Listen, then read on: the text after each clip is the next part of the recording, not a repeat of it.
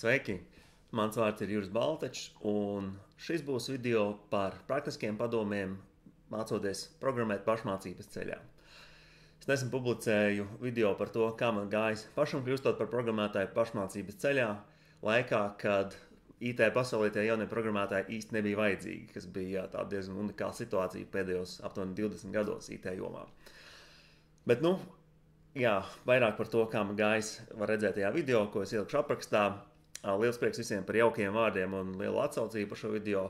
Un es nolēmu padalīties vēl ar dažādiem padomiem un atbildēt uz vairākiem jautājumiem, ko es no jums saņēmu. Un tādēļ izveidošu video playlisti, kurā šis būs pirmais video, kur arī šiem jautājumiem atbildu. Šis ir video par praktiskajiem padomiem, un proti dažādiem kursiem un kam pievērst uzmanību, izvēloties savus kursus, kļūstot par programmētāju pašmācības ceļā. Pirmkārt jau tāds mazliet kopējais konteksts par to, kāda ir situācija. Ir jāsaprot, ka IT jomas reputācija ir, ka tā ir ļoti laba, augoša un ienesīga joma, kas tā arī līdz šim visu laiku ir bijis. Un līdz ar to cilvēki, kas pārdod kursus un grib, lai jūs kļūst par programmētājiem ar viņu kursu, viņu primārā interese jau nav gluži, lai jūs kļūstat par programmētāju. Viņu galvenā interese ir, lai jūs nopērkat viņu kursu. Tas ir līdzīgi kā zelta laikmetā visi tirgoja lāpstas, jo visa nauda bija tajās lāpstās, un tas, vai tev ar to lāpstu izdosies kaut ko atrakt, ir atkarīgs pilnībā no tevis paša.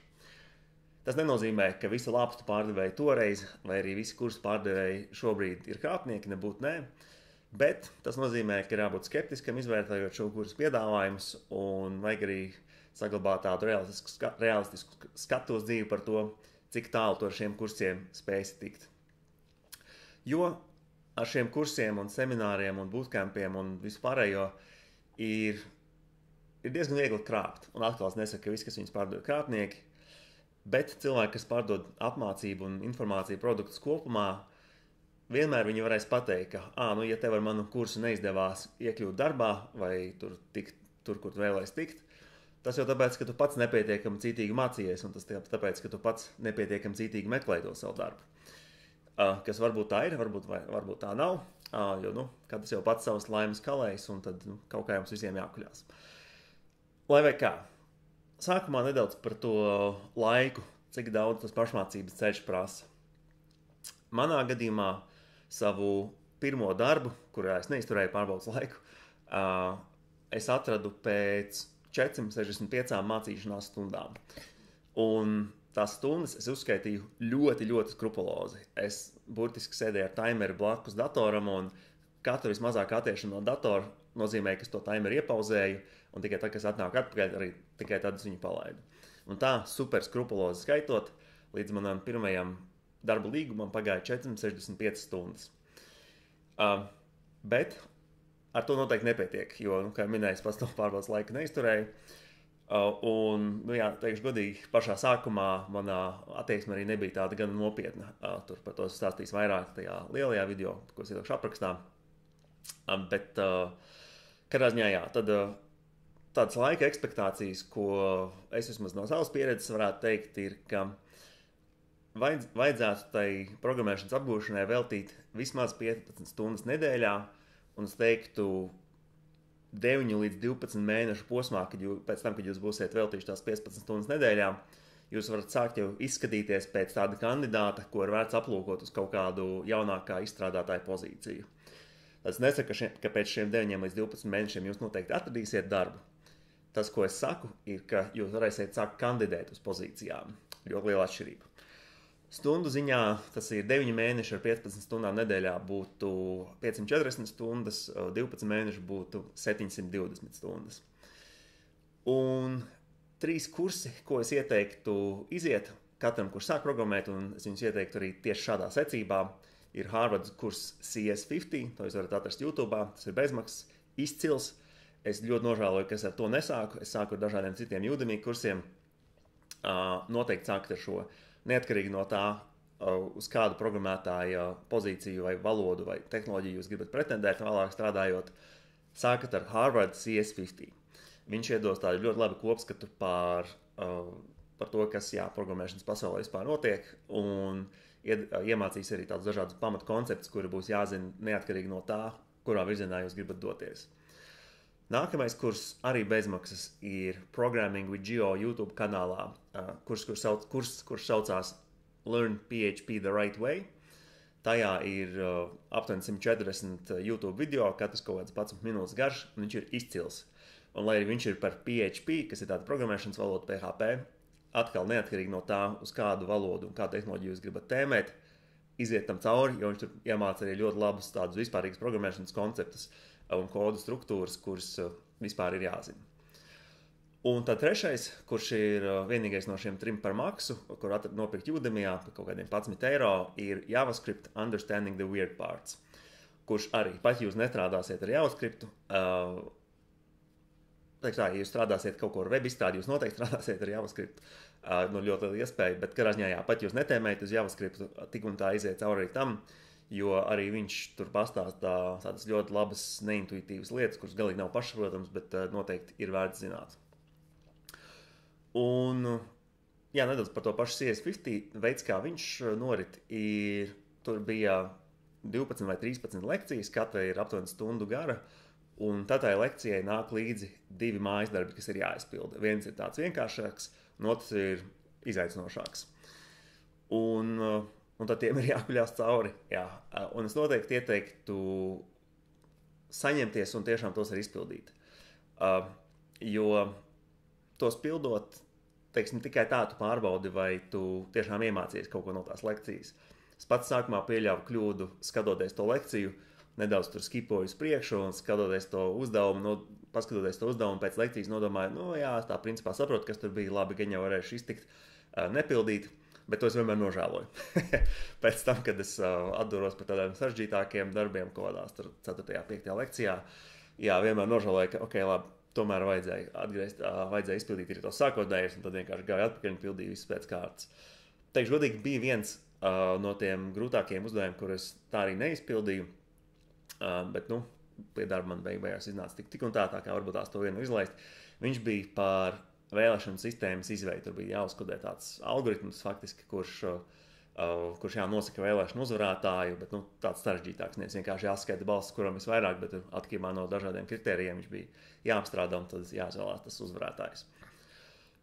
Bet tātad šie 3 kursi, Harvard CS50, Learning PHP the Right Way un JavaScript Understanding the Weird Parts, tieši tādā secībā. Šie visi kursi, kad tie būs izieti, jūs varat pamēģināt pieteikties kādai pozīcijai, vienkārši varbūt, lai redzētu, kā jums ies ar to uzdevumu, ko jums atsūta, vai vienkārši varat paši labāk iegūglēt kādu iestāšanās uzdevumu programmētājiem un pastīties, vai jūs kaut ko no tā saprotat. Bet ar tiem 3 kursiem es teiktu, ka nepietiek. Jo programmēšanai vienkārši ļoti daudz jāzina. Un starp citu pretendējot uz kādām iestāšanās pozīcijām priekš jaunākiem izstrādātājiem, tās algas, visi parasti gaida, ka algas reiz jau būs tur no 3000 neto uz augšu. Tādas algas programmēšanā ir, bet līdz tam ir jātiek. Tās jaunāko izstrādātāju algas parasti grozās ap 1500 bruto. Un tad tas ir tas, ko jūs varētu sākt pretendēt. Un jūs varat sākt pretendēt, nevis uzreiz dabūt. Pēc tam, ja jūs pašmācībā esat 15 stundas nedēļā veltījuši tos 9 līdz 12 mēnešus. Viena ļoti liela priekšrocība, kas mūsdienās ir parādījusies, ir mākslīgais intelekts. Mākslīgais intelekts priekšprogrammētājiem ir vislabākais privāts skolotājs, kāds vispār jebkad var būt. Viņš par programmēšanu zina pilnīgi visu, un viņš pieejams vienmēr jums ērtajā laikā. Tas ir vismaz tikpat labi, kā paprasīt kādam draugam, lai viņš tev kaut ko paskaidro. Jo, draugu pacietība, protams, ir ierobežota, mākslīgā intelekta par laimi nē. Un lietot mākslīgo intelektu kombinācijā ar šiem te Udemy kursiem, kur jūs paprastat mākslīgajam intelektam laiku pa laikam, paskaidro man šo konceptu, ko es redzēju kursā, tā ir absolūti nepārspējama kombinācija, noteikti iesaku to darīt. Pāris sarkanie karogi par programmēšanas kursu izvēli ir, kā jau minēju, visiem šiem kursu pārdevējiem ļoti interesē, lai jūs to viņu kursu nopērkat, un tas, vai jūs kaut kur pēc tam tiekat darbā, viņiem, protams, interesē mazāk. Līdz ar to viņi ir ļoti motivēti pārhaipot šos kursu virsrakstus un ļoti daudz solīt. Es teiktu, ka jebkas, kas jums sola atrast darbu 1 mēneša laikā, ir skams, beidziet prom, kliedziet krāpšana un nekad viņiem savu naudu nedodiet. Iemācīties programmēt ir aptuveni tikpat grūti, kā iemācīties jaunu svešvalodu. Un tāpat kā svešvalodā, 1 mēneša laikā, labākajā gadījumā tu iemācīsies izburtot ābeci, bet tas, ko no tevis gribēs darba devējs, ir, lai tu spēj uzrakstīt eseju. Un lai tu spēj uzrakstīt esejas par daudz un dažādām tēmām un izdarīt to iekļaujoties termiņos. Kas galīgi nav tas nav pat tajā pašā līgā, kā spēt izburtot ābeci. Jebkurš online kurs, kurš sola tevi padarīt no nulles par vidējā līmeņa vai senioru līmeņa programmētāju, nav vērts. Tādi solījumi noteikti ir daudz par lielu un pilnīgi nepamatoti. Ar to noteikti nepietiks. Man pašam līdz atradu savu pirmo darbu, kurā es izgāju, pārbaudas laiku pagāja 25 mēneši. Tā kā jebkāds kurs, kurš jums tikai ar tām kursu zināšanām sola, ka jūs uzreiz kļūsiet par tādu vidējā līmeņa programmētāju vai augstāk, skams, krāpšana, beidziet prom, bļaujiet, savu naudu noteikti nedodiet. Es izgāju arī vienu Accenture, tādu 2 nedēļu kursu savā pašmācības procesā. Un jāsaka, ka pasniedzējs tur bija ļoti zinošs, jā, tomēr tas kurs tika pasniegts kā bootcamps priekš cilvēkiem, kuriem nav pilnīgi nekāda pieredze, un tas gan man likās bišķi negodīgi no viņa puses, jo tur bija cilvēki, kas jau 1 gadu bija studējuši programmēšanu, un viņi bija par galvas tiesu pārāk par visiem pārējiem, un viss notika viņu ātrumā, un jā, priekš viņiem tas kurs gan jau bija ļoti labs, viņa pieredze noteikti nebūtu tāda kā manējā. Man personīgi tas laiks likās zemē nomest tās 2 nedēļas. Viņiem gan jau ļoti labi, jo viņi tur tik iekšā, viņus arī paņēma darbā. Bet tomēr, ja kādu kursu vai bootcamp reklamē priekš cilvēkiem, kuriem nav nekāda pieredze, un tad paņemt kādu, kurš jau gadu to ir studējis, man godīgi sakot, likās negodīgi. Un tāpēc, ja jums tiešām nav nekāda pieredze, jūs, protams, varat pamēģināt iestāties, tur viss bija bez maksas, un jūs arī neviens nespējuši tur palikt līdz pašām beigām, jūs redzat, ka jums ir galīgi pāri jūsu galvai. Tā ir mana pieredze ar Accenture, par ko daudz biju aicājuši. Viens zaļais karoks par online kursiem, kurus var atrast Udemy'ā, ir, ja tiem ir 10 000 absolventu un reitingi ir vismaz 4 zvaigznēm. Manā pieredzē tādi kursi arī vienmēr tiešām bija diezgan labi. Viņi arī noteikti bija tos 11 eiro vērti. Un tā kā ja tur ir 10 000 labu novērtējumu, kas ir 4 zvaigznēm un vairāk, tad es teiktu, ka jā, ir vērts ņemt. Un viena lieta varbūt ir, ka tad, kad jūs iziesiet cauri vairākiem tādiem Udemy kursiem, jūs pamanīsiet, ka tās tēmas sāk atkārtoties. Tā jau nav kursa vaina, tā ir drīzāk jūsu sasniegums, ka jūs jau kaut ko zinat, un ka jums jau tā tēma liekas atzēta, tad, protams, vienkārši var skipot priekšu. Minimums, ko būtu jāspēj uztaisīt, lai spētu kandidēt uz kādu jaunākā izstrādātāja pozīciju. Es teiktu, vismaz manā gadījumā tā bija, ir tāds vienkāršots e-veikals, ko es biju uztaisījis ar iespēju pievienot preci grozam, protams, apskatīt preces, jo kāds par e-veikalu, ar iespēju komentēt kaut ko un ar iespēju verificēt inputu, proti, ja kāds cilvēks, mēs to bija sataisījis tā, ka cilvēkam, lai viņš komentētu, jāatstāja savs e-pasts, un tad tos e-pasta lauku vajadzēja verificēt. Proti, lai nav tā, ka cilvēks ir ierakstīt e-pasta laukā ABC 1, 2, 3, un tad tas saglabājās it kā e-pasts. Nē, jūsu sistēmā vajadzētu būt gana labai, lai tā spēj to atpazīt un neļaut cilvēkam reģistrēties tādā veidā. Vēl darba devējiem ļoti patīk, ja jūs spējat nohostēt savu mājaslapu, proti, ka tā iet nevis uz jūsu datoru, bet hostējas kaut kur internetā, un jūs tiešām varat aizsūtīt cilvēkam linku, un cilvēks to var apmeklēt kā normālu mājaslapu, kura ir pieejama pat tad, ja jūsu dators ir izslēgts. Hostēšana un tāds jauks piestiens, ja jūs ejat uz web izstrādi, manā gadījumā viņa arī bija mobili pielāgota, protams, labi izstījās gan uz datora, gan uz telefona, bet tas, teikt, ir tāds nice to have. Un ļoti svarīgi, ja jūs būsiet uztaisījuši kaut kādu šāda veida vai arī kādu citu tādu hobiju projektu, ko radīt darba devējiem, ir darba devējs to noteikti novērtēs, ka jūs jau esat kaut ko izdarījuši. Bet darba devējiem ir ļoti svarīgi, lai jūs spējat izdarīt lietas tieši tajā tehnoloģijā, ar kurām strādā darba devējs. Jo pildot kaut kādu iestāšanās uzdevumu, ko viņš jums būs iedevis, kas faktiski ir tāds tehniskais tests, jums viņš būs jādara tajās tehnoloģijās, ko izmanto darba devējs. Un tas būs jādara iekļaujoties termiņā, ko viņš jums būs nospraudis. Man ļoti kaitināja sākumā un likās nenormāls apgrūtinājums, un arī bijušais apgrūtinājums, ka šie iestāšanās testi viņi no manis prasa, lai es izdaru kaut ko, ko es jau esmu darījis, bet ne tajā veidā un ne tajā tehnoloģijā, kā to grib darba devējs. To vienmēr bija tā ļoti kaitinoša sajūta, ka bāc, ja man būtu iedotas 2 dienas, nevis tur tikai 6 stundas, kā jūs iedodāt. Es zinu, kā es būtu spējīgs šo lietu izdarīt, jo es esmu ko tādu darījis, bet nevis tieši tādā veidā. Bet, jums vajag to darbu, un darba devējs var pats prasīt arī to pareizo veidu priekš viņa, kā to uzdevumu realizēt. Līdz ar to es ieteiktu, pirms jūs varbūt piesakaties tam darbam, pastīties tieši, kas ir tās tehnoloģijas, ar ko uzņēmums strādā, to viņi parasti arī ir minējuši darba sludinājumā, pirms apgūt tās un tikai tad pieteikties darbam, jo nepietiks ar to, ka jūs ejat uz kaut kādu web izstrādes uzņēmumu, kur izstrādā mājaslapas, un tad jūs būsiet jau kaut kādu mājaslapu izstrādājuši, un jūs domāsiet, ka, šito lietu jau plus mīnus māku, gan jau būs easy, galīgi nebūs easy, jo viņš var gadīties, ka to prasīs ne tādā tehnoloģijā, kādā jūs pieraduši strādāt. Un vēl ir ļoti, ļoti svarīgi, un šis būs mans pēdējais punkts, ir attieksme, ar kādu tu mācies. Proti, ir ļoti viegli iegūglēt kādu risinājumu un vienkārši Ctrl+C, Ctrl+V ielikt to savā kodā un tad cerēt uz labāko, varbūt tur pielabot kaut kādas nesakritības un dot to pasaulē kā pašam savu kodu. Un jāsaka, ka tagad ar mākslīgo intelektu, es domāju, šī problēma ir pat vēl lielāka, jo tas kods, ko viņš jums izspļauj, viņš jums ir pat vēl vairāk noderīgs nekā tas kods, ko jūs kādreiz sagūglējāt.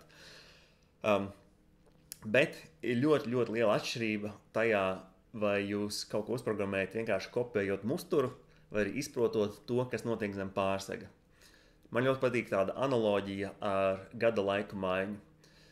Proti, cilvēki, kuri nezina, kāpēc gada laika mainās, viņi ir pieraduši pie tikai gada laiku secības, ka mums ir ziema, pavasaris, vasara, rudens, atkal ziema. Jā, forši, tad tajā tavā vietā, kur tu dzīvo, tev ar to pietiek, lai zinātu, kāds būs gada laiks pēc 3 vai 6 mēnešiem. Bet, piemēram, tas nepaskaidro, kāpēc Latvijā un Austrālijā, teiksim, gada laiki ir pretēji, tā ka mums ir ziema, viņiem vasara un otrādi. Un tas izriet, teiksim, izpratni par to, kāpēc tā notiek, var rasties tikai tad, ja jūs zinat, ka pie vainas patiesībā ir Zemes slīpā rotācijas asareldība pret Sauli. Protams, tā jau ir tāda dziļāka izpratnē par to, kas notiek zem pārsaga. Un viss programmēšanas spēks un, teiksim, viss tas okeāns, kas ir jāapgūst, īstenībā ir tieši tajās lietās, kas ir zem pārsaga. Man pašam, pirms es apgūstu programmēšanu, bija tāds diezgan naivs uzskats par to, ka pietiek tikai ar to, ka tu izproti, ka pietiek zināt tikai to, kas notiek uz tava ekrāna tieši, jeb, kas notiek ar to kodu, ko tu pats uzrakstīsi savā ekrāna. Tā ir aizberga virsējā sniegpārsleģa. Ir ļoti daudz visādi koncepti, kas jāpārzina, kas vienkārši tu notiek zem pārsega un tavā kodā nemaz neparādās, lai tu vispār spētu kaut ko izdarīt daudz dažādās situācijās, kāds tev arī būs jādara. Līdz ar to ļoti, ļoti iesaku pieiet tam ar tādu pareizu attieksmi, ka nevis es vienkārši kopēšu kaut ko, kas darbojās un ar to samierināšos, bet gan es izpratīšu visu, kas notiek zem pārsega, un tikai tad, kad līdz galam saprotu, kas tur notiek, tikai tad uzskatīšu, ka šo jomu esmu arī apgūs. Paldies!